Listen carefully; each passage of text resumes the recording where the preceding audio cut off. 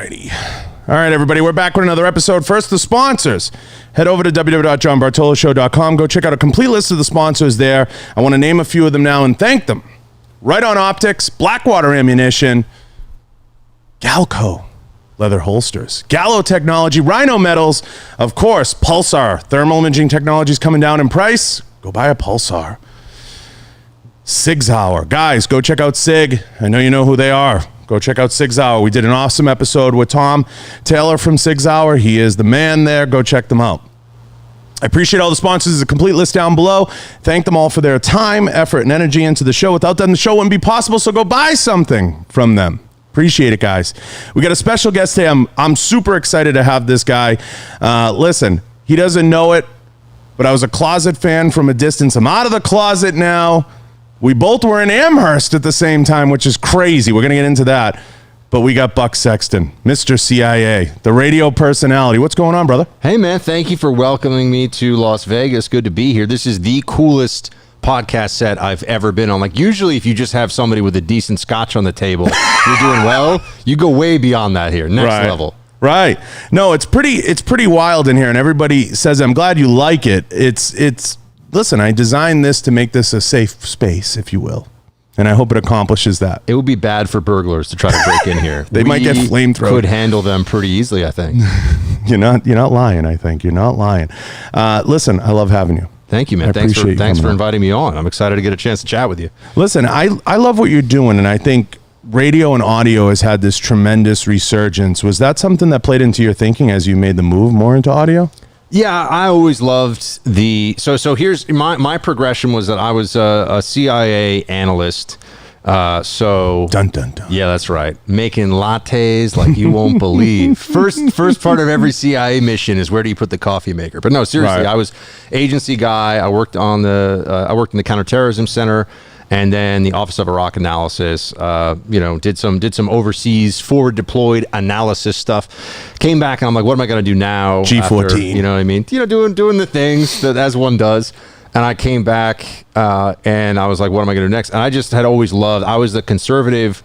People asked me when I started being conservative, and I just was like, I just thought it was being conscious. Like I just thought I was a teenager, I was like, well, they're the people that know what's true, and they're the people that are just kind of living in a fantasy world. Right. So I've been a huge consumer of formerly the Drudge Report. It's kind of gone off the deep end. I think they sold it. It's not the same thing. No. Fox News, National Review. I mean, you name all the staples. So I got picked up randomly, and I mean randomly. I got an email that could have gone in my spam folder that was like, my boss wants to meet with you. He heard about you at a conference. His name is Glenn Beck. Oh, wow. That was about almost 11 years ago now. It's like getting a call from God back then. And that's how you got to remember, this was when Glenn had his Fox show, and it was next level, right? Yeah. Like Glenn was a phenomenon, and I owe him a lot to this day. One thing is that I appreciate the people who helped me get anywhere in this business. But I'm sorry, that was kind of a longer answer to how. So the radio thing, here's what I'll just say about that. We can dive into more because you obviously do this. I was hired as a writer. So I was doing website writing, which is a great way to learn the business, right? You got to have that sense of structure and communication, and you also learn your audience really well in the digital writing era, right? Because of comments and what's doing well, and we watch the metrics. I started doing TV. TV's cool, but it's very, there's a lot of Ron Burgundy stuff going on. You know what I mean? Oh, God, yeah. And I kind of felt like I would do a TV hit, and it was 2 or 3 minutes, and I had said like nothing. And I had always known that I love listening long form to Rush in particular.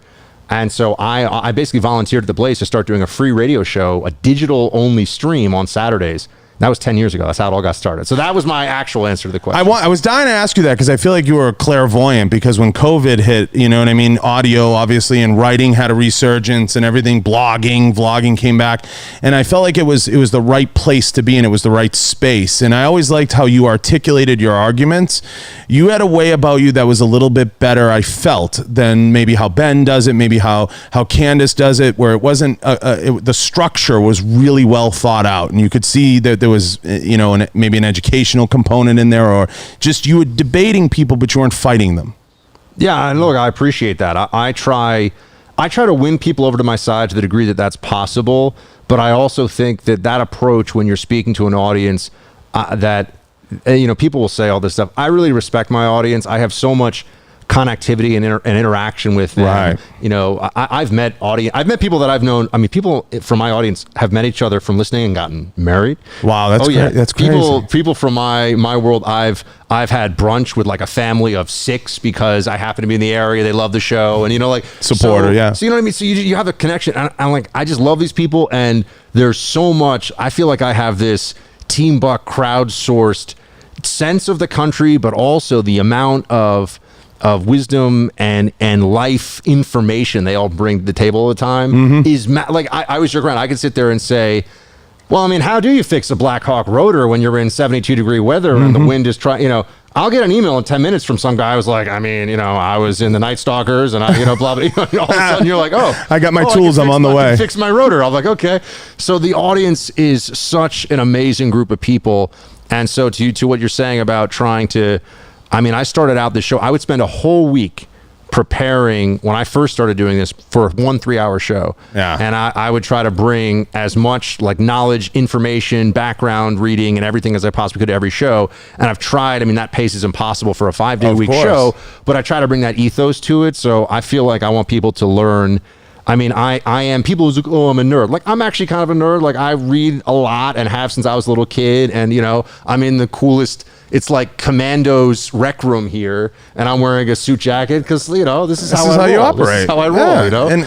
So I spend a lot of time trying to learn stuff to give it to my audience to make the best use of their time.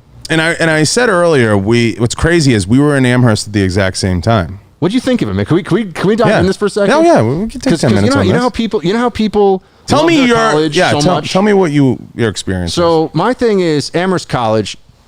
In my opinion, don't go to Amherst. I tell people, I'm like, don't do this. See, Hell of a spokesperson. I got suckered in. Yeah, and like, I'm just being honest. I got suckered in this thing like, oh, the New England college experience and small classes, whatever. I was like, you have hit on every girl that you want to take out on a date pretty much within 6 months of being there. Or, you know, like you've at 1,600 That's because students, all you Amherst guys never made it over to UMass. There's plenty other. I ended up dating a Smithy later on, which I will say. You went over the bridge. She was lovely. Went over the bridge. And not all the Smithies were happy to see me. And some of the folks will know that there can be a little bit of an anti-male. It's an all-women's college. There can be a little bit of an anti-male vibe there sometimes. But Amherst, for me, super small, super cold. Everyone's just drunk all the time. 24/7. 24/7. I've never seen so sidewalk littered. So much functional alcoholism in my life. And like I've started spending more time because my co-host, fantastic Clay Travis. Yep. I spend a lot more time in Nashville now, and I almost went to Vanderbilt, for example. Right. Okay. I mean, Southern ladies, better weather, better town, better city. So, I mean, Antonio's Pizza was fun and all, and I probably put away more than my fair share of those slices. But what was your take on it? Here's the thing, Buck. I can't badmouth New England no matter what. I was born there. I was raised there. He's one of these. I'm from New York. I'm one of those. So you know how deep that runs. And for me, we're born to love everything that comes out of New England. Now, with that being said, my experience at UMass, I wouldn't trade it for anything. It was an awesome experience, and we probably both have been in the same bar at the same time. There's no, the atmosphere. There's no question. At some point, we were in the pub together, or we were at, Bar C's together, or we were at McMurphy's together, or one of those bars, you and I. It's a cool atmosphere. You're right about it being a small pond real quickly. But I feel like I got to meet such a diverse group of people because of all the colleges there. And I have friends from Amherst College, from Smith, from everywhere. And that experience is a hard one to mimic at another school. Once you get out and get around to the different schools, and I don't want to, I know folks, we got a million things to talk about. We can digress, It was better, but remember, you went to the school. We basically I went to the tiny version of UMass. Yes. Or you went to the version of Amherst. You went to the elitist one. You had 15,000 kids, and I had basically 1,500, right? So, think about it. This is like a big high school. Yeah. I didn't think about this because after everyone's business too, by the way. You know everybody's business, and that's not a good thing. What's scarier is after that, when I went to BU to get my CFP, I was there when AOC was there. That was the weird shit after, You know who was at? I think was at BU for a little bit, right around our year. Didn't Jessica Biel show up there for a year or two? And some Rogan. Of the Amherst kids were all like, maybe she'll transfer here. I don't think so, guys. No. That's not going to happen. I don't think she made it through. Yeah, anyway. And then at that same time, I believe it what's her face was at Harvard. Natalie Portman. Natalie Portman was at Harvard. The same time we were all kind of in school. Yeah. Yeah. So there was some options. What could have been stuff. What I'm, could have been more Beal over Portman for me, but that's just me. Yeah, I think it creates a unique experience, but yes, I definitely look back on the time fondly. Am I in a rush to go back? Have I gone back 100 times? Yeah. Not really. No, by the way, I'm a little saucy about it. I had a good experience too, overall, but that's based on the friends and everything else that you make there. But I'm just like, if I'm advising someone, I'm just telling you, think about where you want to go to school and go there. Don't allow outside for any, I'm sure you have like a pretty robust, just based on this, like, college age audience.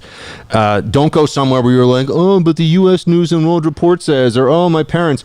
Go study and be for 4 years where you want to study and be. Think about it that way and you won't get led astray. I want to ask Gerald's question because it's a good one and he paid to ask it. Hey, Buck, I'm studying international politics in college. What advice do you have for a guy like me? I'm a retired Navy vet who went back to school. Interesting one. Since we're on the school tip. Well, I mean, I think so. I think you got to figure, do you want to go private sector or go back into the public sector, right? So he's retired. He says retired Navy vet who's going back to school, right? I mean, I'm a big proponent of do your time for the government in whatever capacity. Obviously, never served in the military, only in the civilian CIA side. I like the private sector better. I like the freedom of it better, but I do think that obviously service is great as just a principle, and it can be a really fantastic stepping stone. But it's the thing. So I give a speech at my high school. I've given it once or twice before. They've asked me to come in, and they're like, "We want you to tell the seniors how to get jobs." Now these are seniors in high school, granted, so they're about to go to college. But it's because I walk in and I'm like, so how you guys are all really smart and all really hardworking. It's like, here's the thing. You're going to be in piles and piles of resumes where everyone's smart and everyone's hardworking. Like, that's the price of admission. So the best advice that I can give to people about this stuff is figure out what you want to, kind of like what I said about college, figure out what you want to do and then figure out how to get there. And it's not necessarily by my resume is what it is the perfect resume for this, or I have all the experience for this. Who makes the decisions to get you into that place? Who do you have to know to get the thing that you want to get and find the way to get to that person? People give you jobs, not HR, not HR machinery, right? It's always a human being that's making that decision. So that would be the advice that I'd give. I don't know if that's too broad. No, that's amazing. Honestly, I'm being quiet so you can flesh out that whole thing because it's the same advice I would give. Obviously, I'm a guy who monetized his networking, so I understand completely the importance of that. Yeah, we have there's more ability to do your own thing today and to do it the way you want to than any time before in human history. And that's true not just for like podcasters and people that are doing the creative audience-based thing, but really in whatever business sector you want to be in, right? So you have all these tools at your disposal. So I mean, if I were this gentleman, what's his name again? His name is Gerald Armstrong. Gerald. If I were talking to Gerald, I would say, Gerald, first of all, great on you for serving your country, going back to school. Think about what you really want your day-to-day to be, and then find people that have something that's close to that and get near those people and find out how they did it. That's honestly, I think patterning is a really powerful tool for finding the kind of career you want. I agree. That's an interesting question though that high school would ask you, because I don't want to go down a rabbit hole, but I would say find what you love, what you genuinely love, and find what you're good at. Okay? Find what crossover. So it's important. So find what you love and then find what you're good at. They're two different things. Then understand what's a hobby and what you can make a career out of. Know the difference. It's very important. Know the difference. But if it's a hobby, let it be a hobby. Yeah, unless you're Hunter Biden, your finger painting is not going to be worth $500K. Amen. Thank you. Let it be a hobby. If it's a career, flesh it out and find immediately a way to monetize it. Someone who's built a model around that to monetize it and mimic it and then beat the shit out of it. Yeah. That's the best way. I think that's right. I mean, who I really like on some of this stuff, and I rarely sort of push other people's content unless I'm a guest on their show or something, but Naval Ravikant? Yes. I think he's really, his brother is a dear friend of mine, and I think Naval is great on these issues about career and sort of choice, progression and choice, and like what life do you want? Because I'll say this, as a kid I grew up in New York City, surrounded with people that everybody, so my Amherst class, everybody went into investment banking and management consulting, and they were miserable. And almost none of them lasted more than 4 or 5 years in those roles, and they all ended up doing other things. And some of them were like, you know what? I want to go teach like look, I want to go coach lacrosse and teach 8th grade English or something. And like, I think they're much happier. That's what I started before I really want to do that. Yeah. The whole way I ended up in the gun industry was I started with that same thing, substitute teaching and coaching football. And I actually coached Charlie Baker, the governor of Massachusetts, kids in football. So I ended up going to the police academy because I was like, all right, I'll take this test, city job, and I'll go to the academy. And I ended up doing that. So I was kind of like in this dual kind of thing, figuring out life at the time. So that made it very interesting for me. But there's a lot to get to, and I don't want to go down a rabbit hole of job placement. But Gerald, thank you for the question. That was great. I want to get to what we were talking about in the green room, and we kind of shut up about it quick because I know we're going to have a lot of thoughts. The Alec Baldwin thing I know is on everybody's mind, and it's being memed to shit all over the internet. But that thing is really interesting. Now, I got on the phone to a prop guy that I'm friends with that's a former cop that's working up in Montana right now on a set, and he was getting into it, and he knew the players, and he knew what was involved. Very weird situation, huh? And it's funny to see them. This whole situation is not funny, guys, but it's funny to see the gun grabbers scramble to try to find a way to blame the gun. I find that super interesting in some of the reading and context. I read one article that absolutely made no fucking sense whatsoever that was talking about the situation and almost like made it as if Baldwin didn't even exist. Like the gun magically went off. Well, this is what they always do, right? Yeah. I mean, the gun grabbers always believe that it's actually the inanimate object that's responsible, not the human being that messes up with it. Look, I mean, the fact that they're talking about, we need to ban all guns. How many movie productions? When I grew up, we could do a whole podcast just on. Oh, yeah. I grew up watching Schwarzenegger, Stallone, Bruce Willis, all those 80s action movies. That whole genre full auto doesn't really exist so much anymore. And everyone's running around. Everything is full auto. The whole thing. I mean, how many accidents were there on these sets over the decades? Right, very, very few. There was that. What I do believe was like a legit freak accident, right, with Brandon Lee and the Crow. It was like residue in a barrel that somehow it created a projectile out of the barrel. Yeah, so they used a water. They used what's called a water. They tried to wad it and it hit them. But that's the Lee family always has there's some strangeness there. But yeah, no, it's interesting with these movie sets. But it's funny to see the whole system. The whole what's the word I'm looking for? The whole gun grabbing a mob. I like apparatus because it has a Soviet connotation. So use the word apparatus a lot because then you can refer to the apparatus. Yeah, the whole mob scrambled to find a way. How about we just said we hired a cheap prop person, they fucked up, and that's what happened. Why don't we just go with that? Yeah. I mean, also when I saw the initial reports, I remember they're saying 2 people were hit. I'm like, either he went loony and started shooting people, or it had to be a real bullet that actually exited and entered another, right? I mean, it had to be a double hit with one shot, which means that this was a bullet, right? Because initially they were saying, you read all these stories about, people with cap guns up to their temple. I'm like, there's no cap gun that's going through 2 people and almost killing both of them. So they had a live round that got into the gun, and clearly he didn't check. But then you get into, I mean, I wonder, because there's like range safety. Isn't range safety what should be set safety too? Do you know what I'm saying? What I was you're responsible for every round. Right? I'm gonna roughly quote who I was told, and I don't want to misquote him. And Travis Brewer, if you're out there, I love you. You're my friend. We talked this out.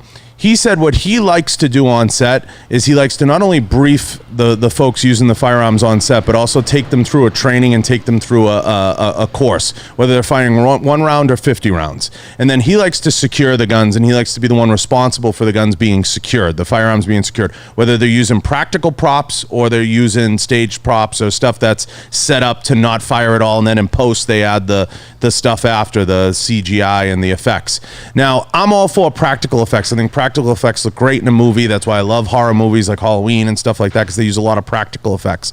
What I don't like is when they start CGIing the shit out of movies. But with that being said, if this is the level of competence that they're going to have on set, I think they need to move towards more staged. The latest also, I think, is that the armorer was like leaving weapons out. Yep, and they were using them at a range or something. But also there's some COVID, they're saying, protocol thing where they couldn't have the arm. I have to dig further into the latest details on it, but I do know I've seen who the armorer was. Yep. And I'm like, this is a person, let's just be honest. If you saw this person's social media profile and she was standing next to you with, an AR at the range or something and, taking a lot of selfies, you might be concerned for your safety. And I mean, standing next to her, not as a range master, but just as somebody you'd be like, I don't know if this is the safest the safest stall for me to be in right now. I just love seeing the Alec Baldwin machine, the PR machine, coming out with all these, articles and posts and things that are trying to distance themselves and disseminate information. And,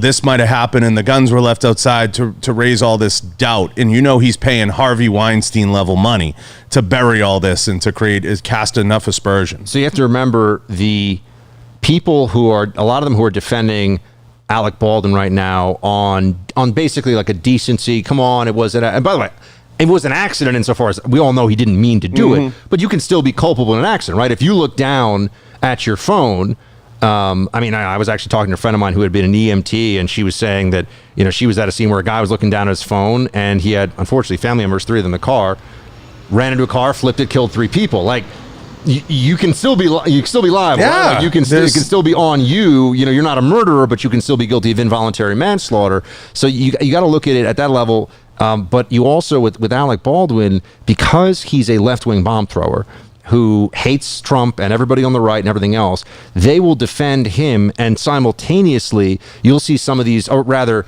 if you were to go back in time, you'll see that some of these journalists, the glee that they had when Dick Cheney, remember Dick Cheney had that accident with I believe with a 20 gauge, which is one of the reasons why it wasn't a more serious, birdshot in it, which why it wasn't a more serious incident. But they were, that was all, now granted, no one died there, so there's a difference in the severity of it, but they all thought that was, an incident that was hilarious. It's like, it really, they thought it was so funny, right? But this they're all Mr. Decency about it. The double standard, I think, is very clear. Whoever Dick Cheney hit was like, you son of a bitch, because it burned so bad with that stupid bird shot. I mean, there's nothing good that comes of those situations. And you're right. There's an accountability chain. At the end of the day, you have to be held accountable because you own every bullet that flies out of your gun. I know, like, some people like to say there's a lawyer attached to everyone.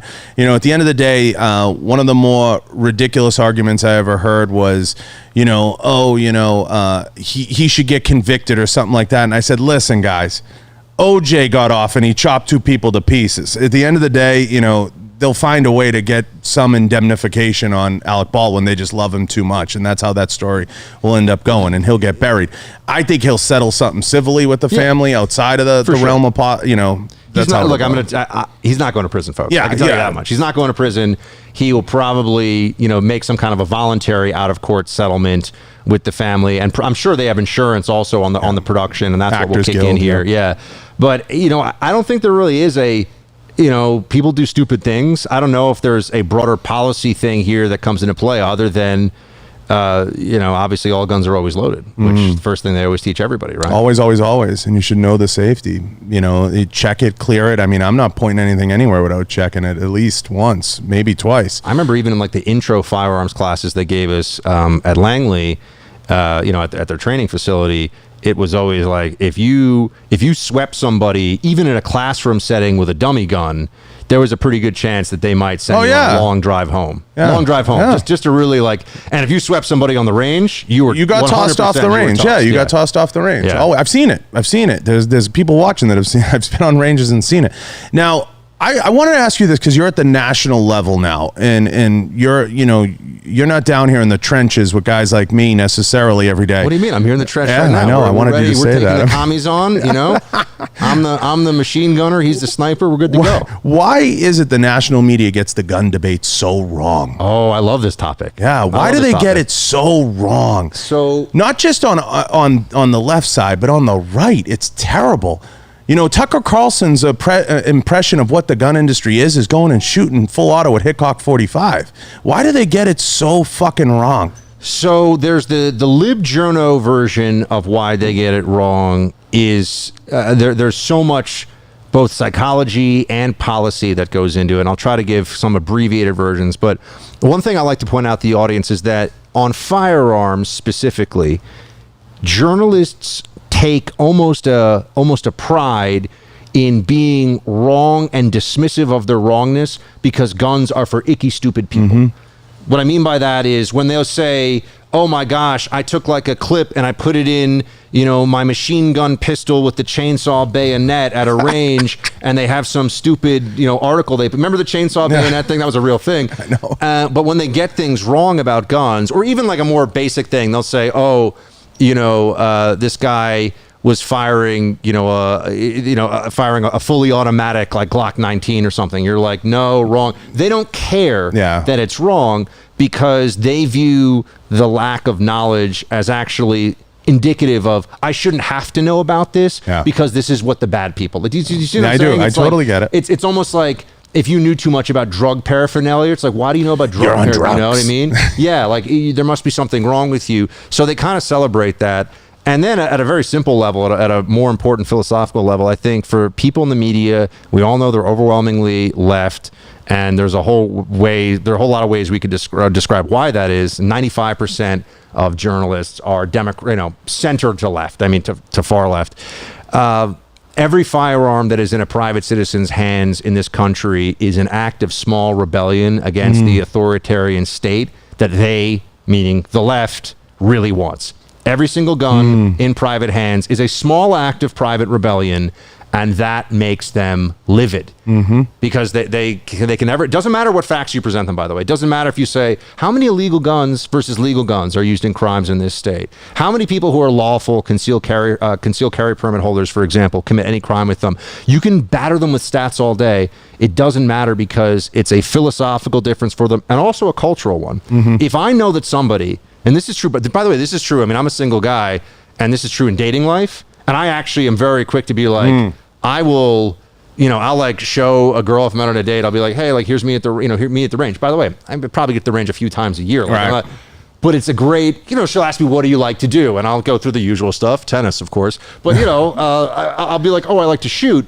Because that's a great way to see if she reacts with like revulsion. She can say I've never been. She can be curious. She can say she loves it, obviously. But if she reacts with revulsion, I know who. It's like someone putting pronouns in their bio for no reason. I know who I'm dealing with. It's a canary in the coal mine. It really is. It is. I mean, no, and the reason I get so frustrated is being a guy who is a CEO in the gun industry, he's held multiple positions in the gun industry.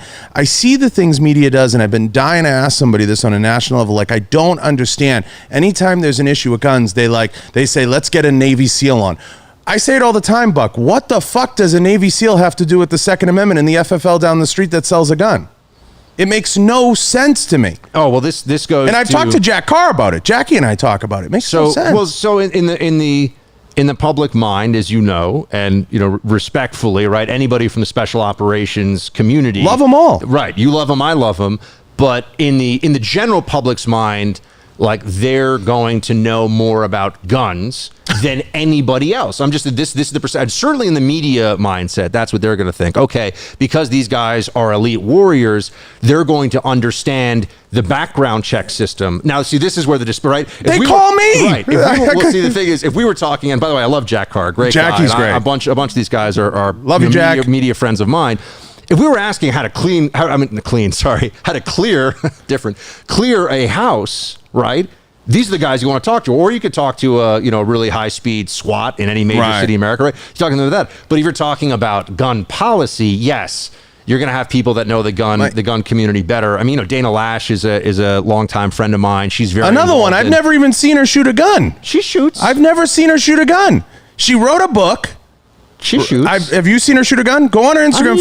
Find me a picture that she shot a gun. The problem is Buck. Dana's a friend. I think I know, but the problem is, Buck, these are created entities. They were created by the NRA.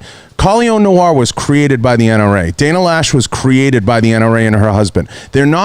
They're industry supporters, but the problem is when you get them on the national stage to discuss the gun debate at a high level and to understand who the FFL owners are and who's really participating in the process and whose money is affected by that, that's the more passionate argument. If we were talking about the military and we were talking about taking stripes from somebody or anything like that, that's the person you have on air. I never understood the national debate of we're going to put this person on that's an enthusiast or this person that just kind of likes it but never actually worked in the industry. That is fucking asinine. That is the equivalent of me saying, I bought Air Jordans, so I'm going to tell Michael Jordan how to dunk. So I think that what you're doing, by setting up platforms like this, you create a more direct line for people from the actual firearms industry to be able to reach out directly to the public and deal with that. But I'll just tell you, and I'm not trying to divert, but I think this is instructive. When I used to go on CNN and Fox, people would be like, initially, because they would have me talking about, again, what I'm doing on TV is not how do you clear a house, right? As a CIA analyst, like this is my jam. But what I do know is the policies, the numbers, the players, the programs, the things going on in these countries, right? The actual, the intelligence information side of it. I knew that stuff like the back of my hand. And when I came to the media, but what I'm trying to say is that, you know, even back in the day when CNN could actually have on sane people, which ended under Trump's administration, now you have to be completely, if you can't be right, you can't be conservative and go on CNN. I mean, you're just going to get, you know, attacked like a zoo animal. But they would say, well, why do we have him on? We should have on, and it'd be like, guys, I got out of Afghanistan in 2010. This is like 2011, 2012. You're going to have on to talk about policy a guy who was lieutenant colonel in the Air Force who left in 1993 because he has gray hair. You see what I'm like? I do. You know what I mean? Like, there's a lot of that, right? Because the visual perception of this, and I'm like, if you want to talk about Northern Iraq, like I knew a lot more about that than people who had left. And I'm not even kidding. The military 15 or 20 years before 9/11 who were going on TV. They didn't know what the hell was going on.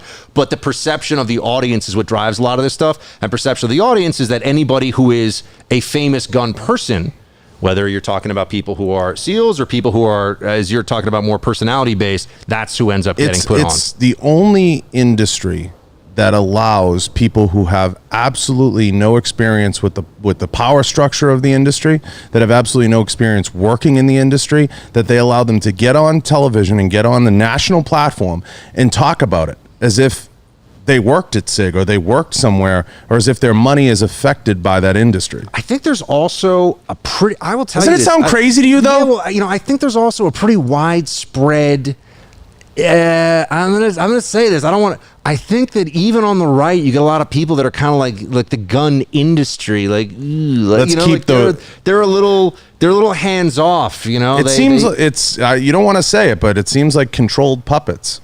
They don't really want to put people on TV. I think they would view it as if we have someone like from SIG or Glock or one of these.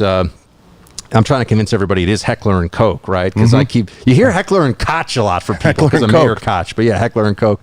I know all the actual European people, mag release. The people looking at this who are like actual gun people are like, does anyone actually say that? Oh yeah, a lot of people say that one wrong. Anyway, I think they would view it as shills to have on. By the way, I just noticed of all the swag you have here, the Lieutenant Colonel Ripley in the box loader thing. Yeah, we got Lieutenant Ripley here. Can I hold this up? Yeah. We actually we have a John McClane running on the glass too. That's amazing. We got a John McClane. I gotta get some of these things. You gotta take a look at that. This is amazing. So I think. Do you think Die Hard is the number one pure action movie of all time? For me, it's the top slot, but I mean, Predator is very close, maybe very close second for me. You're hitting close to home, Buck, and you're a good subject changer. But I'm going to say this.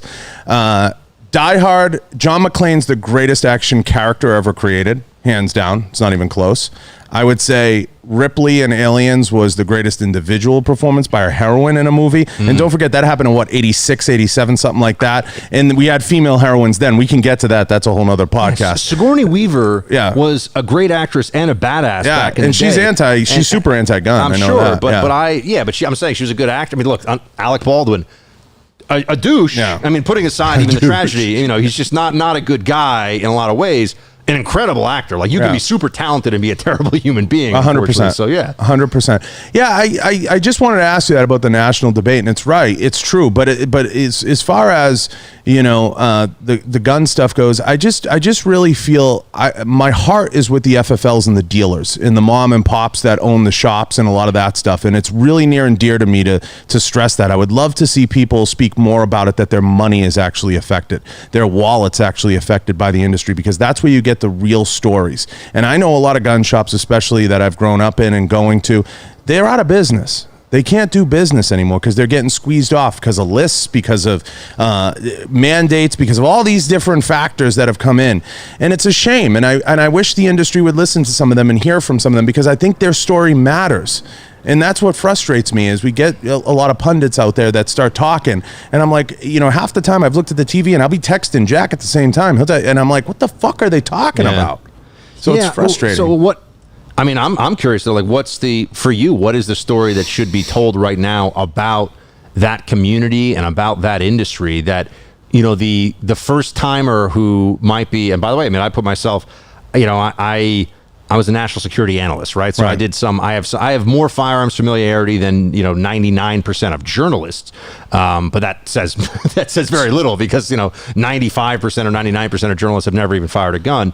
So what is the story that's not being told? You're asking the right question. Now, I think there needs to be a reorganization of what the national talking points are, and now's the time to do it because you have so many new gun owners and the problem is the left doesn't want to attack the gun thing, and they were willing to let Chipman die because they don't know where those new gun owners are. There's millions and millions and millions of them, and they don't know if they're blue, they don't know if they're red, they don't know what they are or who they are or where they are. So they're scared to death to fracture that segment just yet. So if you notice, they've been quiet about the whole gun thing. So I think now is a great time to sit with a group that understands what these national points should be, and I think national reciprocity should be right at the top of it because if we ever got the House back, national reciprocity should be the thing we push. Yeah, I mean, I'll tell you a kind of a happy gun story.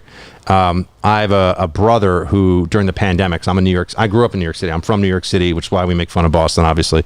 I know, right? It's okay. The Red Sox, whatever. I know. But I wish I knew enough about baseball to really talk. I some started shit, watching but again this year a little. But my brother, a great guy, and I would say he's a true enthusiast. Like I had a little bit of rudimentary training on firearms for my time in the government. He's a real enthusiast, right? I mean, I don't even know how many, dozens maybe guns he's got now.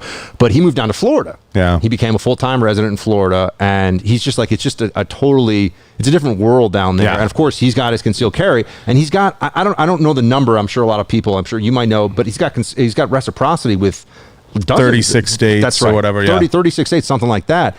And he's just like, this is so. It's like, what is wrong with New York? Well, New York City will lock you up for years for an unlicensed shotgun if they can. Yeah. They're out of their minds. Yeah, what are they doing? I had Representative Lee Zeldin on. I've had Greg Stubbe on. I've had these guys on, and we've talked about guys. Yeah, Stubbe's awesome. And they pushed the Suppressor Act, and I asked Congressman Stubbe, I said, got to go for national reciprocity. You have to it has to be treated like a driver's license. You have to go for national reciprocity. And that's what the gun industry deserves. And that's what they should go after. So sometimes I don't understand when you ask the question, it's a good one. What's the first step? I think the first step is reorganizing what those national talking points look like. So you have a clear, concise message. And right now, because of the weakness in the NRA and the NSSF, you see a fracturing a little bit. And everybody's kind of talking about what they want to. But what that's causing is it's causing us to deal with the problems as they present themselves. And that's not proactive. To be proactive, we have to get out there and control the debate and the conversation. If we want national reciprocity, or that's something we should go for, there is no reason in America why somebody should be going to prison who's a lawful gun owner who has a CCW permit, but because they drove across the wrong state line, they can be criminalized. Yeah, it's madness. It's madness. I've covered some of those stories. I mean, I remember I've covered some of them very closely and tried to raise the profile of them. There was a guy named Mark Wittishek, I believe was his name. I had him on TV. I had him on radio years ago. He was a guy who they found him in Washington, D.C. with a spent shotgun shell, and I think one that was like inert. But 10 years, yeah. Yeah, and he's looking at years in prison. Yeah. And they're like, what's the problem here? But, he's a right-wing guy, and he got on the radar, and I think his wife said that he had some firearm paraphernalia, call the cops on him, something like, or ex-wife, something like that. And then prosecutors will feel good about this. Meanwhile, I mean, this, just so everyone can really understand, the mindset of, and I have friends in prosecutors' offices in New York, I certainly have friends in the prosecutor's office who are stealth conservatives, because you have to be. Right. And the mindset is, you want to end mass incarceration for crimes that are real, meaning be very easy and or let go a lot of crimes that actually affect human beings, right? Stealing from stores, assaulting people, punching people in the streets, things like that. You want to give a slap on the wrist for that for equity reasons, which of course is a phrase that has a lot. But if you can get somebody who has an illegal firearm, who particularly doesn't have a criminal record and happens to be right wing, I mean, they will nail that person to the wall and feel good about it. Yeah. They'll love this. New York City arrested some people. They finally had to stop doing this because I think they realized in court it was going to be a problem. You know about this? They'd arrested a number of people who had flights diverted for weather. Yep, I've heard these stories. And then they had to uncheck. They were completely legally checked. So you're flying from Maine to Florida, and your flight gets diverted to New York. You have nothing you can do about this unless you were going to hijack the plane. Nothing you can do. And you uncheck your handgun, and then when you go to recheck it, they arrest you. Yep. They arrest you. They If you treat take like it a off felony. the take it off the carousel, That's right. that's what the legalese you have to remember. Which is just utter madness. Because right? then at that point it's possession. Right. So Yeah. so the point here though is just that there's all this stuff, all this incrementalism around this issue, and New York has been really at the forefront of it for a long time. And I think the Supreme Court's actually finally looking at some serious stuff now. I know from the NYPD. So I was NYPD, and this is kind of random, but the CIA let me do a year at the NYPD Intelligence Division because the ex-CIA ops director were on loan. I was on loan. That's exactly right. I was on loan to the NYPD for a year doing like some counterterrorism analysis work. I mean, that's a whole other conversation, but I was around a lot of the cops. And one thing I love to talk to them about was the New York City, handgun laws, because it's fascinating. It's designed to be opaque, annoying, and possibly put you in criminal jeopardy. No one can actually even tell you. There was a thing they would give people for a while, and I know because I had family members who had gone through this process, where you would have to get for a handgun permit. To leave New York City with it, you'd have to go to a special part of, I think it was a One Police Plaza, or it might have been out in Corona, or whatever, and get the hunting exception to take your handgun to a range outside of New York City, as if you're going to take your 9 and be popping it off at squirrels in upstate New York. But that was the workaround they did, a hunting exception, and it was written on a piece of paper that looked like a 5-year-old made it. So you're familiar with Mass, so I'm familiar with Mass laws as you are with New York ones. The funny thing with Mass was always you could only have 10 rounds in a magazine at any given time in Massachusetts, in Boston, because that was an ordinance to Boston specifically. But if you were on the South Shore, as you know, or in Western Mass, Framingham, everything west of Framingham's, the wilderness, and then you were going to the North Shore. So if your club was in Andover, but you were on the South Shore, you can't drive through Boston technically with your guns. Because if you got stopped there, they'd treat you like you were a frickin' son of Sam. Yeah. This is why. And then New Hampshire, right on the border, forget it. If you accidentally take a loop and hit Drake or Methuen, you're screwed. Yeah. I remember there was another case. It was actually she was a single mother, African-American female, who she was a concealed carry permit holder, I believe in Philadelphia. So she's PA. Now PA gun, surprisingly, for some folks, like Philadelphia, it's really easy to get a gun in Philadelphia. In New York City, in fact, the NYPD cops, they've gotten a little bit wide, like the guys selling them illegally, the straw purchasers, but the NYPD cops used to look for PA plates in certain neighborhoods where what are you doing there? They look for PA plates because they thought that it would sometimes be indicative of a possible gun. Exactly, a gun out the back of the truck, out the back of the trunk situation. But this woman, anyway, she had a lawful concealed carry permit holder, and she made a wrong turn, found herself in New Jersey, pulled over. Now you'd say, why is this a problem? Well, because she had her CCW class, and she had already been robbed at gunpoint, so she got this for self-defense. New Jersey State Trooper pulls her over, and what do you think happened? She says, officer, just so you know, here's my, and she doesn't even realize she's in, she's made a wrong turn. She doesn't realize she's in New Jersey. Officer, here's my, I have a weapon in the car. I'm a concealed carry permit holder. She's facing 10 years in prison. Now they did, I think they did a deferred prosecution because there was so much outrage. Also, she was African-American female, single mother. And gold gets involved. This is really who you're going to, get, lock up over this. But it would not have been good if John Bartolo. No. They'll put me. They'll lock me up forever. I just like the idea, Buck, of just a reorganization of the national talking points on it, and I'd like to see some concise delivery of the information, and I'd like to see us push one goal that's achievable. I think.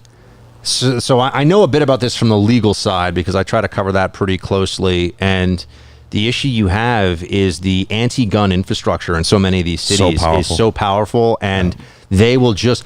So here's what you're up against, and I know you know this, but for anybody who's wondering, what you're up against in places like New York is they will do things in bad faith, knowing that it will take time and do bad, meaning that they will violate either the Constitution or exceed, whatever their ordinance should lawfully be, because the law either is capricious or doesn't make sense or it's opaque or whatever. They'll do this on purpose. A game they'll play in New York was they used to have, I think, not concealed carry. Well, that's a whole other thing. Premise permit in New York City, I think it cost $500 at one point. I think this is your right to bear arms. You got to pay $500 for it, and then they lower it every time they think that some gun owners group is going to come over and sue them. So they play this game. So they go, okay, fine, we'll make it $200. Well, what do you think happens when the heat passes? Right, then they move it back up. They act in bad faith to harass lawful gun owners. Well, listen, you know. But you got to stay in the fight. I'm not saying don't fight. I'm just saying it's agitated by it, you know? I get it, and I just hate to see people at the national level peddling mugs and T-shirts. I'm seeing all I'm seeing all these friends of mine. I'm seeing like Rudy and Antonio Okafor and Don Jr. and all these. These are all, you know, you got good folks coming through here. You're here now. It's a good squad. So, we're trying to doing what I can. We're trying to make it right. You know, most people don't want to. The problem is I'm a little too painfully honest about the situation, and some people don't like to hear that. And I try to drive it home, and all these guests and everybody I've had on tend to agree and understand where it needs to go. It's just getting it there, and you're right. The media is like this giant, the national media is like this giant juggernaut that it's hard to unfuck, and that's part of the problem. Can I ask you a hot seat question? All right, Shoot. Let's see. You know, all of a sudden you're going to be looking at the things on the table. You only get one zombie apocalypse long gun, one zombie apocalypse sidearm, and that's it, man. And those are the only two weapons you get, and you're going to be using them to shoot the flesh-eating maniacs running around the streets to keep you alive. What are the guns? Sig MPX and then a Sig P320. All right. Wow, he was ready for that. That didn't take a lot of time. And if I could have a non-firearm, I would have a sword, preferably a katana, like the one sitting on the wall behind me. That's nice. Yeah, well, that's kind of like the Walking Dead lady. I forget her name, but same deal. You can't run out of ammo. Wow. All right. Sig stuff. Yeah. Flamethrower is a good option too, but you run out of gas. We have that too. Night vision, of course, because you should only hunt at night. It's a great equalizer. What are the laws on flamethrowers in Nevada? Can you? Yeah, I think it's supposed to be used because most of the flamethrowers, like the one you see with here, or some, especially the one that Elon Musk did, they're roofing torches. That's really all you're buying at the end of the day. That's the funny thing, buying a fucking roofing torch for $20,000 from Elon, and they're beautiful. And don't get me wrong, they're fun. Most of the time, they have a regular function. They just put a nice candy coat of paint on them, you know. But for burn piles or anything like that, like when you buy them, it's kind of. I'm giving away a little secret sauce, but when you buy this stuff in the gun industry, a lot of times they'll say, this is for trash, or this is for roofing. Like Elon Musk's is a roofing torch. Do you know that Russian guy? He's not actually Russian, but he does a Russian accent. Does Yeah. He got in trouble, didn't he? He did. He got in a bunch of trouble. He got pinched. Tannerite, I think. Yeah, right? Too many explosives. Yeah, binaries. The people forget it's the ATF. So they're always looking for the E part of it as well. He was fucking with a lot of binaries, and I think he got jammed up with that. You know, you mess with too many binaries, you get jammed up. Yeah. Me, I prefer my explosives non-binary. Yeah, binaries. Yeah. That's a good one. I don't have an answer for that one, but it's interesting, you know, with zombie apocalypses, and everybody likes to play that game. I think you have to account for something that doesn't take ammunition, because if we're talking worldwide plague, we have to be prepared. Right. So. Well, I think that was why people got so excited about the Walking Dead crossbow, because of the kind of basic reusability of it. So, do we have any folks on your stream, by the way? Are we? Yeah. Well, yeah. People are sharing your links, and people are chiming in as we go. Yeah. Can I tell people to subscribe to the Buck Sexton podcast? Yeah, I think Eric, you shared Buck's Twitter and his and everything. Yeah, it's coming up. He's sharing it now. Check it out. I do like a 20-minute quick before the big 3-hour radio show. I do like a rundown, and like your people are the kind of people that I want listening to my news rundown in the morning. Plug it. So, what do you got coming up? It's the Buck Sexton show, man. You want to learn how to crush commies? Listen to my show. You know, we knock back martinis and we defeat the evil socialists. That's what we do. It's a great premise, and that's what I love about what you do, and that's why I bestowed some praise on you in the beginning, because I just love the way you approach an argument, and I think in a debate, and it's not really an argument, and I don't like when I see some guys go in the field and they say, you know, AR doesn't stand for assault rifle, it stands for Armalite rifle. You're never going to win a fucking argument starting with that. If that's where you're starting, we may as well fold it up now. You know, I've been in the gun business for 15 years. I think Marcy's been in it for forever. It's one of these businesses where you can't approach an argument like that. You have to approach it like you said, a little bit of a litmus test where it's like, hey, you want to go shoot sometime at the range? Hey, you know, whatever.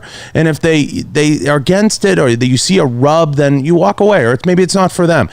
But you have to have an approach that's less invasive than that.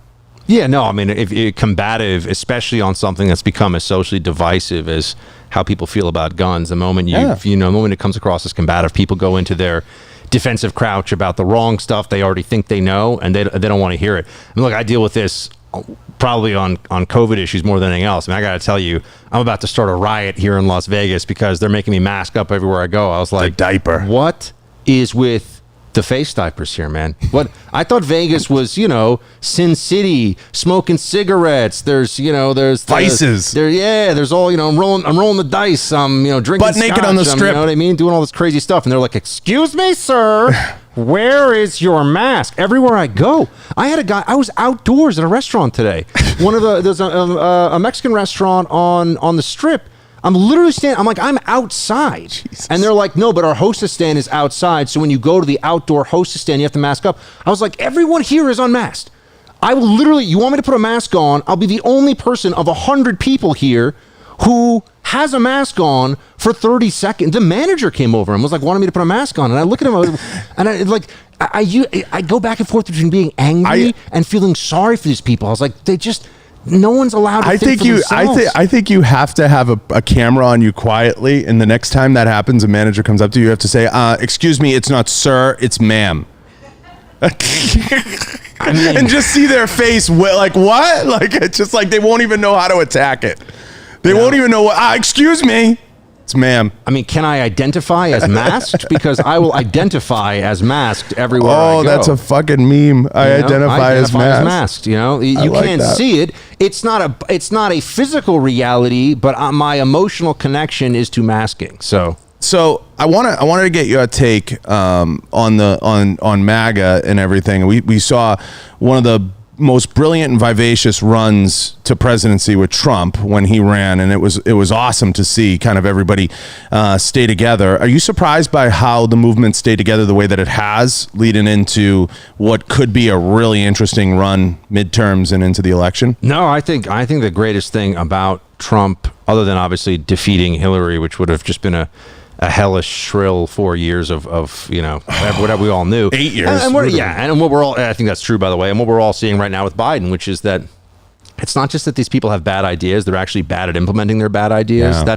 That's where I think the real Biden collapse is happening, where they, it's one thing when you're dealing with like a Bloomberg. Bloomberg hates guns, hates big sodas, total nanny state, but he'll keep the streets clean. He'll let the NYPD do its thing. Like, he's not a total maniac at the expense of all order. Infrastructure. He's an orderly socialist, right? Mm-hmm. He's a Swedish style socialist, right? The Biden team is more like a Venezuela socialism situation, where it's just like whatever you want to do. What the hell it's all a mess. The shelves are empty. There's they're not even good at the bad ideas that they have. And with Trump, though, I mean, I think the best thing about him was that what he gave is a movement. I mean, he created a movement that continues on. He mobilized it. Even if I think he's going to run again. I think everyone around we all he's know going to run again. Well, it depends when him and DeSantis work out. God forbid, but you're also at that age where health can change very rapidly. People can have a health event where you realize you don't have the stamina for it. So we're thinking out now 4 years. When you're looking at basically 80, so that's why we don't know yet, but it looks like it. But even if Trump did not run, what I think you have is a new approach to politics that is a kind of melding of conservatism and populism in something that's also a lot more culturally relevant and culturally sticky. Yeah. People have, there was, I don't think there's been anything like this on the right really since, and this is based on what I'm told, because I was a little kid, but we're roughly the same age, Reagan, where people were kind of proud of it wasn't like we have a Republican president, hopefully he cuts taxes and doesn't suck. I mean, that was Bush, right? I mean, putting aside all the war on terror stuff, but that was really it. And I think Bush was kind of weak in a lot of ways. With Trump, people were excited about it. And we hadn't had an exciting candidate on the right. I mean, George H.W. Bush wasn't exciting. George W. Bush wasn't really exciting. So that has shown us that it is possible. And I don't want to create any intramural strife, but I mean, you can't see what Ron DeSantis has done in Florida and not think. Ron's doing. Yeah, listen, this guy's crushing it. I mean, he's doing.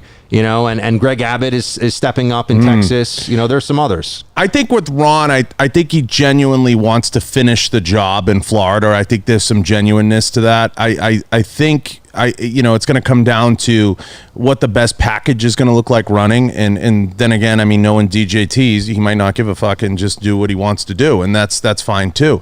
But I think it's going to be about putting the best candidates forward. And I think that's what's going to be important. And I think you have this great machine, and it's going to be something that's very powerful in the midterms. I mean, one thing I'm very confident about is, first of all, I hope the midterms are a shellacking. Oh, I think it's going to be. Likes, and I think we're heading for it. And I hate, people say, oh, I hate when you say that. Well, yeah, but you don't want people to get dejected either, right? I mean, the commies are running around doing all this annoying stuff. They're about to they are going to pass this huge spending package. You know, they're getting their way. So I don't want us to also get so dejected. I hate when people say, oh, don't vote or whatever. I'm like, all right, just let them win. You surrender. Don't even try to use the mechanisms that we have at our disposal. But I want people to be fired up, not complacent, but fired up about the midterms. But if Trump runs for re-election, I mean, I would put some of this. Yeah, the funny money. Funny money. If Trump runs for re-election, I'd put some of this on. There won't be any serious Republican who tries to run against him. Right. No, I agree with that. I mean, I'm quite confident DeSantis won't, and anybody else who did. It's like, why Marco Rubio yourself? Yeah. You know, why stick your hand into the I agree with that. You know, into the cookie pot. Yeah, not a good idea. So. Yeah, no, I wanted to ask you too, another thing I wanted to get to, because I want to hit all my questions with you. I had two theories. One starting already to play itself out with the SNL skits, which are fucking hilarious, by the way. SNL to me hit the nail on the head with the Biden skit that they ran just recently. But I said this a while ago on the show. I said, I have a theory that sooner or later the media will turn on Biden because his story as him being an invalid will be a greater story than him being successful. And I think sooner or later the media loves a good story. And I think we're starting to see the genesis of it in the SNL skit. And I think people are going to start to say it's too good of a story, Buck. Well, just remember this, though. Yeah. What they said a month ago, 6 months ago, a year ago, they will pretend that they never did. And so right now, I think they have to play along with what is so obvious because it becomes too problematic to prop up a guy who is just floundering in a cloud. Weekend at Bernie's. Weekend at Bernie's. But what you're going to get into here is you're going to have a massive spending package. We're going to have, and then all of a sudden they're going to start saying, hey, you know, this was the Biden agenda made real. And you're going to have, I think, a clear recognition that COVID, at least as we've known it, I believe largely because of the natural immunity. I think the vaccines buy people at risk time, which is good. But I think natural immunity is what eventually gets us out of this, which just means people getting infected and beating it, which when you think about the implications of what that would really mean, again, vaccines helpful for a period of time and shouldn't be mandated. And that's a whole other discussion. Certainly shouldn't be mandated for anybody who's, under the age of well, it shouldn't be mandated, period. But anyway, and I don't think it's really necessary for anybody under the age of, maybe 60, maybe 50. But you're going to get into a better place with COVID, and you're going to have all their spending, and they're going to run video of January 6th on CNN. And I know it sounds crazy. They're going to do this all day, all night. And people are going to see this and say, oh, well, who's this really? They're not trying to influence you. They're not trying to influence me. They run those January 6 videos and they pretend. And my working thesis on this, and I've written this. I've written this at bucksexton.com. Which you should all check out. And share the link. But anybody who says January 6th is an insurrection is an idiot. It was clearly not an insurrection. It's a dishonest thing to say. But they say that because they want to make it socially untenable for independents and for suburban soccer moms to come out and vote Republican. So the January 6th thing, as much as they've trumped this whole, pardon the expression, they've trumped this whole thing up and they've done all this stuff, it's going to be a very different year next year. So while I'm optimistic, the media, right now they're saying, okay, the numbers are down or whatever. They're not going to do the turn on Biden thing the way they would have if they didn't think that Kamala was incapable of stepping up and being the nominee. Now, what I think happens is Biden runs again in, for the next term. I do think he'll make it to that point. The media will just all pretend that he's fine and we're not seeing the cognitive decline and all these things. And I know people are thinking that's like insane, but they also thought that they also pretended that Trump had some plan with the Russians that no one ever was able to uncover to steal the election. Dossier. But the dossier, the PP tape and all that stuff. So the levels of insanity they'll go to really knows no end. But I think that they're going to run with the January 6th thing in a way that's meant to create a narrative that will disenfranchise. Yeah, and it'll essentially turn into a running. They want to make the midterms a referendum on Trump again for independent voters.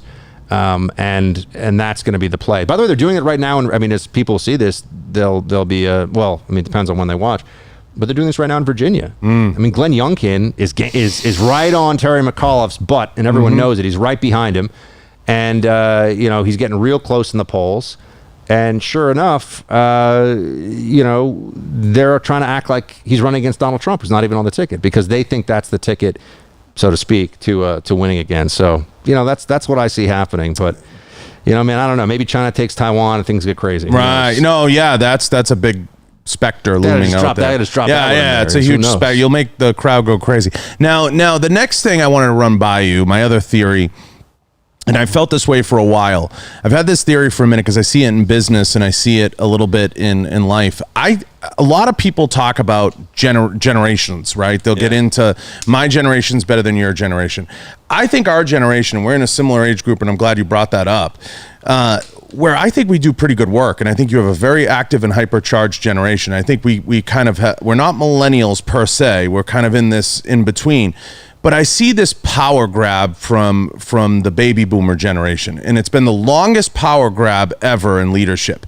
You see multiple baby boomers that want to be in charge, and Buck, I see it. They just don't want to let go of the grip of power. And you see it with the Nancy Pelosi's and with some of these folks, absolutely Schumer, and even in the presidency. We've had more presidents from the baby boomer generation than from any other generation before. These people have never fought in wars. These people have never done anything, and they've had the largest transfer of wealth in the history of mankind.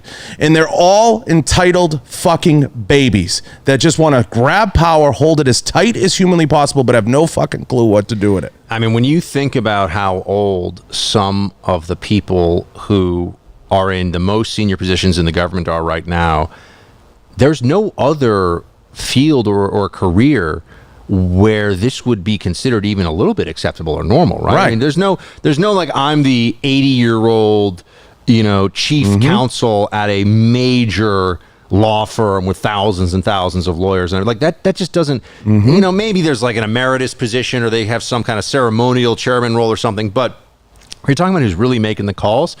Because look, people slow down, they get tired, they get older. This is reality. I mean, I remember what my grandfather, rest in peace, but what he was like when he was Biden's age. And yeah, I mean, he was still there, we can talk about it, but I mean, he needed naps. I mean, he needed time, and he's a lot smarter than Joe Biden is. And, I don't think he would have been ready to run the country, or when I say ready, I don't think he would have been, the right person to do that job at that age. And it's just appalling the position they put us in, because I'll be honest with you, like, I go back and forth because I've had family members who are at that age, and I mean, you probably have too, and you've sort of seen the decline. Sure. I don't want to surround and make dementia jokes about Joe Biden, because dementia's not funny. It's not funny at all. It's like heartbreaking.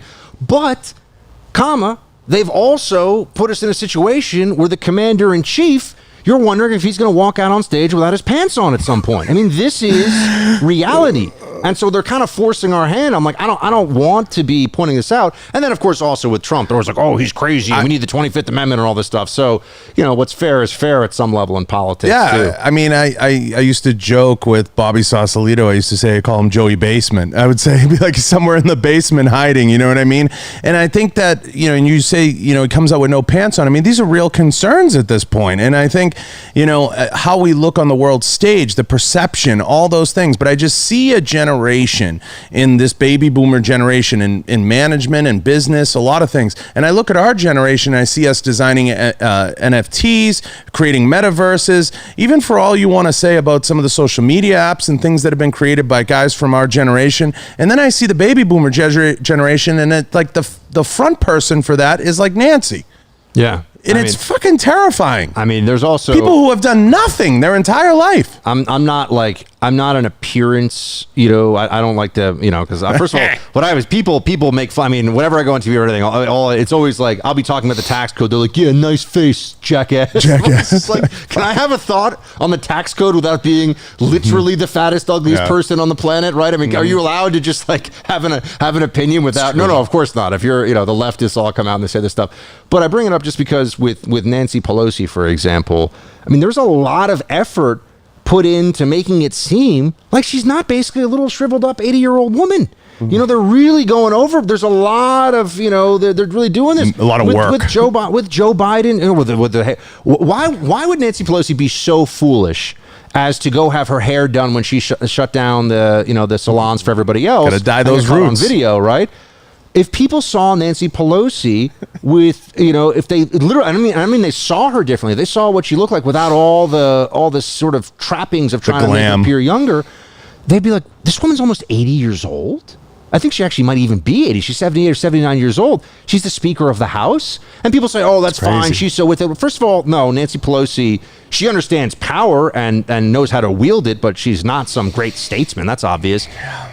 No. But how about when she's 85? Yeah. Is that cool? How about when she's 90? Do we want to keep playing this game? Do we have to wait till somebody is muttering in their applesauce before it's clear that, by the way, that's actually what I think the 25th Amendment is for, even though they try to use it against Trump. I think she should keep running because she'll be the best example for term limits. I mean, the problem with term, I love the idea of term limits. It's just the people in charge will never do it. Yeah, the people that need to say, okay, we'll do term limits are like, you know what, I'm going to ride this thing out. So I think in the House it should be 4 terms. I think in the Senate it should be 3. Would be fair. It would be nice, but I don't know if we ever get there. I don't know if we could ever actually make it. That's happen. A dream. That's a dream. Yeah. What else do we got before we close up? No, I know. Here? Yeah, we got to close up. I know everybody's been shouting out everything. I want to give some questions. Do we want to take? Is there anything we want to If anyone has any questions, send them. We did get a shout out from D-Day Cobra. What's going on? Just supporting the show. Keep up the great work. I know Drunk Freepio jumped in here. What's up? And I know we have a lot of the Geek and Gamer guys in here. One question they're going to have: if you paid attention to the Gina Carano situation at all, that's one question that'll be near and dear to their heart. Her getting released from Disney and now going and doing Ben's movie and everything. Have you paid? I mean, I'm a Gina Carano fan, so. I think she's great. I follow her stuff. I think, I hope that she manages to do really well. And look, Daily Wire is great guys. Innovating and the stuff they're doing in the digital space. You just got to look at that and say, I'm glad that they're having the success they are. And it would make me very happy if I got to download and stream a badass movie made by the Daily Wire that has some. When I say, and they're not cowboys in it, not conservative undertones we got rid of the marginal tax rate increase. I mean, good guys versus bad guys, where we love America. Movies like they used to make would be kind of nice. Yeah, no, absolutely. It's nice to see Ben doing that, and I have a lot of. And again, another guy from our generation that's doing some really cool, innovative stuff. I mean, I think our generation does some really cool shit, and I think that needs to be honored, and I think that it's time for some of us to have our proper place, and I think it's unfortunate, and then there's this movement, for whatever reason, in the baby boom generation to pile on, and I love seeing people like Gina Carano say, I don't like this, and I'm going to go over here and do what I want to do, and there's people that are willing to support that, and I think that that's important, and we need more of that in the universe. Soon we'll have to see a Buck Sexton production. There we go. There you go. If you need a guy be playing the very concerned, erudite, but stays in the cubicle CIA analyst, you know where to find me. I got it covered. But no fundraisers at Amherst. Not going to be raising any money for Amherst anytime soon. No fundraisers. Listen, I loved having you. Yeah, man, thanks for having me, and I really appreciate it. This is the coolest set I've ever been on, as I said, and it's great to talk to you. And now we're like media brothers. You know that, right? Now going forward, I'm not on your level. For the gun industry, I'm going to reach out to you directly. We're going to get you on the next, because look, here's what's going to happen. There's going to be a big gun issue at some point in the Biden administration because it's cyclical. You'll get Jack. He'll be Jack. I love Jack. Jack is a very high literary IQ fellow, you know what I'm saying? He's great on the novels. And I know he listens from time to time. Jack, we love you. I love the book, and listen, I'll talk to you soon. I love Jack. He's a great guy, and I'd be honored to be on anytime I could ever support your show. I would appreciate it. Can we go shooting with some of the IFBB friends you have? Yeah, we could do that. Any of the bodybuilders, of course. You know what I mean? Listen, some of them will fuck you up. They're strong. You have to go work. He's talking about because the guys are definitely very strong. I think he's the ladies too. The ladies too. No, I got choked out the other day. Claudia Gadeja in here. She almost beat the shit out of me. Before she went to Abu Dhabi, she had to show me the power. Now I've got another outpost of freedom to visit whenever I'm in Las Vegas. Listen, John, thanks so much, man. Thanks for having me in here, and plug in and just tell your folks because they got this show. How often are you doing the show right now? 3-4 times a week. 3-4 times a week. So if you want you listen to this show every day, and if you want a quick news rundown, not podcast, but like a news rundown, the Buck Sexton Show podcast, which is available wherever you listen to podcasts. And we'll share the links down below. And I know Eric and the crew, shout out to Eric for sharing the links and everything. I appreciate it. Go check out Buck's page, guys. And Listen. Follow me on Instagram. And even this guy's got all these Instagram. I have no Instagram. No, they followers. shared you on Twitter. Everybody, they shared you on Twitter I do a lot on, but Instagram, I want more Instagram people. So follow me on Instagram. Buck Sexton. Guys, everybody in the chat, go over to Buck's Instagram, go tag a bunch of friends, and go support him on his last post. Let him know we love him and appreciate him. Appreciate you coming in. Thanks so much, man. My fellow Amherst brother. We're going to sign out. Shout out to all the sponsors. Thank you. They're all listed down below. I want to thank a few of them now. Gallo Technology, Rhino Metals, Blackwater Ammunition, Inforce Weapon Lights, of course, Right On Optics, and Sig Sauer. Shout out to Sig. Appreciate it, guys. We are out.